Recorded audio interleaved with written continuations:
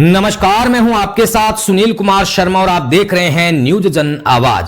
संवेग समाधि पर्वोत्सव का भव्य समापन। गुलाब नगर में आयोजित त्रिदिवसीय कार्यक्रम का समापन प्राचीन परंपराओं और संस्कृति के साथ हुआ संपन्न। जोधपुर से राजस्थान स्टेट हेड चित्रेश बोहरा की खास रिपोर्ट।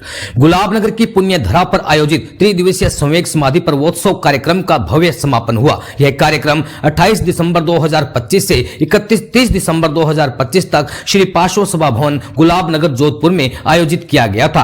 पत्रकार महेंद्र बोहरा ने बताया कि इस कार्यक्रम के संयोजक गणपत सालेचा, टिकमचंद बागरेचा, राजेंद्र सालेचा, जिनराज सिंघवी व लवेश पटवा यानी कि रतलाम थे। उन्होंने इस कार्यक्रम को बड़े ही उत्साह व हर्षोल्लास के साथ धूमधाम से संपन्न किया।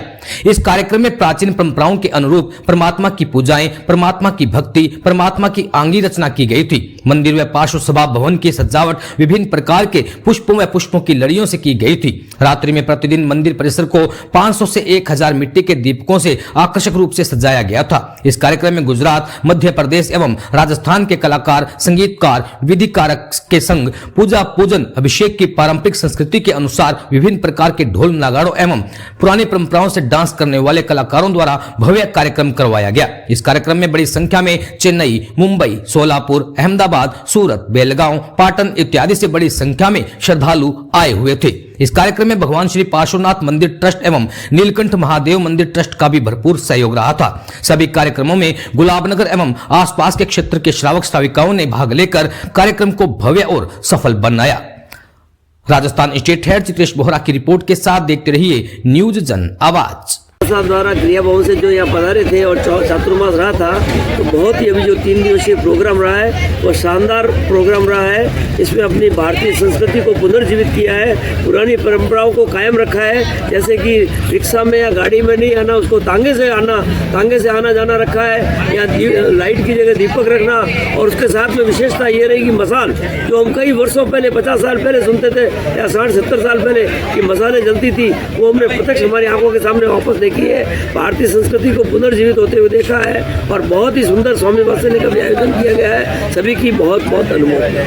ये संस्कृति को पुनर्जीवित किया, अपनी प्राचीन परंपराएं थी। लाइट तो अभी कुछ 70-80 सालों में आई है, उससे पहले तो लाइट थी नहीं। तो या तो मोमबत्ती या अपनी जो लालटेन थी वो जलाते थे और उसके साथ में मसाले रखते थे। गुफाओं में जब रहते थे साधु संत या दूसरे लोग भी, तो उस समय मसाले रहती थी कि मसालों से अपने को रोशनी पड़ती थी। और उसको देखना नई पीढ़ी के लिए बहुत अचंभे की बात है कि मसालों से भी रोशनी हो सकती है। बहुत अच्छा जाता है कि भाई अपनी संस्कृति को भूले नहीं। जो कार्यक्रम कर रहे हैं वहाँ आए और नई पीढ़ी भी इसमें जुड़े और इस पुरानी संस्कृति को देखे कि क्या सिस्टम था अपना पहले का और अब हम कहाँ जा रहे हैं। तो उसके लिए उन्होंने महाराज साहब ने जो प्रयास किया, उनके साथ में जो आयोजक है उन्होंने इतना बढ़िया शानदार आयोजन किया, इतनी मेहनत की है, इसलिए उनका बहुत बहुत धन्यवाद। चौमासे तो बहुत देखे हैं, गुरु भगवान तो बहुत आए हैं। ऐसा चौमासा आप एक इतिहास रचने जा रहे हो, इस विषय में आप क्या कहना चाहते हैं? इसमें ये अनूठा है। ये चौमासा तो अपनी जगह होता ही, चौमासा तो बढ़िया ही होता है चातुर्मास।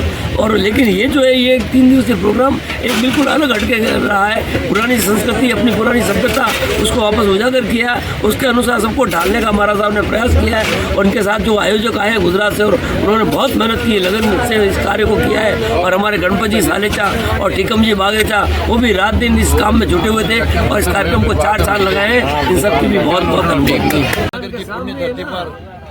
जो ये कार्यक्रम हुआ है वो वर्षों तक याद रहेगा। महाराज साहब ने जो इतिहास रचा दिया है, 31 साधु साध्वी एक साथ 3 दिन तक यहाँ जिस प्रकार का आयोजन किया है प्राचीन प्रणाली से, वो देखने योग्य था और एक बहुत बड़ी छाप छोड़ के जाएगा। हमारे जितने भी यहाँ के श्रावक श्राविका हैं सबने उसको सराहा है। और आज फिर रात्रि को भक्ति संध्या होगी, अभी सतचक्र महापूजन हो रहा है और इस प्रकार का ये जो कार्यक्रम हुआ है, कार्यक्रम समाप्त होने के बाद श्रावकों को लंबे समय तक इसकी यादगार रहेगी। और रात्रि को जो प्रोग्राम है, जोधपुरवासियों से निवेदन करूँगा सारे आकर के एक बार देख करके जाएँ। ऐसा भव्य, ऐसा ऐतिहासिक, ऐसा अनोखा, ऐसा प्राचीन परंपराओं के अनुरूप ऐसा कार्यक्रम बाद में देखने को नहीं मिलेगा। आज लास्ट दिन है, सब पधारें। व्याख्यान के अंदर भारी संख्या के अंदर श्रावक श्राविकों ने भाग लिया। आज अंतिम दिन होने के कारण आज स्वामी वात्सल्य भी रखा गया था। करीब 500 से 600 लोगों का स्वामी वात्सल्य का हमको लाभ मिला है। और इस प्रकार की जो व्यूह रचना घड़ी गई है, मैं समझता हूँ गुलाब नगर धन्य है। हमने अनेक चतुर्मास देखे हैं, अनेक दूसरे प्रोग्राम देखे हैं। इस प्रकार का ये अनोखा अद्भुत कार्यक्रम ये पहली बार देखने को मिला है। अंदर गुलाब नगर के अंदर त्रिदिवसीय कार्यक्रम संपन्न आज होने जा रहा है। तो पहले दिन स्टार्टिंग सुबह भगवान के अंदर जो प्रवेश हो रहा था लोगों का ढोल नगाड़ों के साथ, साधु भगवान श्रावक और सहायिका ढोल नगाड़ों के साथ मंदिर में प्रवेश, प्रवचन और हॉल के अंदर फूलों की जो डेकोरेशन किया गया, ये जोधपुर के अंदर पहली बार देखने को मिला। सुबह अलग, शाम को अलग, दोपहर अलग, तीनों दिन अलग अलग टाइप के डेकोरेशन से उसको सजाया गया। शाम को भव्य भक्ति मसाल लगाई गई रोडों पे और दीपक के साथ 1000 दीपक लगा के उसकी रोशनी की गई। और आज समयवसल का कार्यक्रम था जिसमें सभी को बिठा के खाना खिलाया गया। 700 से ज़्यादा श्रद्धालु थे और सभी हमारे गुलाब नगर युवा संघ ने बड़े तन मन से इस सेवा कार्य के अंदर अपना योगदान दिया है। और बाहर से मेहमान पधारे और श्रावक सेविकाओं ने भी बड़े ही आराम से खाना लिया है और व्यवस्था में हमें सहयोग दिया है। इसके लिए सभी श्रावक सेविकों को गुलाब नगर श्री संघ धन्यवाद देना चाहता है। और किसी को कष्ट या किसी प्रकार का कोई समय लगा है, हमसे गलती हुई, तो हम गुलाब नगर श्री संघ आपसे क्षमा मांगते हैं। और ये कार्यक्रम जोधपुर के अंदर पहली बार हुआ है ऐसा कार्यक्रम।